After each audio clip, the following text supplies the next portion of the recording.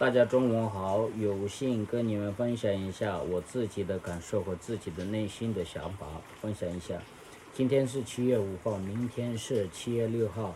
大家都知道7月6号是我们的心理的导师，也心理的上师，是明天是升庭节，写我们恭敬升庭节，纪念访问的事迹。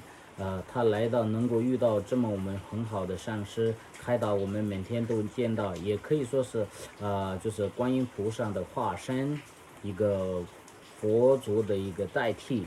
所以呢，我们遇到这么好的上师，是我们一生之中的一个荣幸之证。虽然世界上有很多有钱有势，或者说有很多金钱的人特别多，但是呢，他们没能够拥有这么财富。因为我们这么财富在哪里呢？这个是佛教里讲的，也是梵网常开示的时候，就是菩提心和空智见。法王经常讲到的是，我们就是唤醒了我们自己前世和今生修福得来的一个这么很好的一个佛种。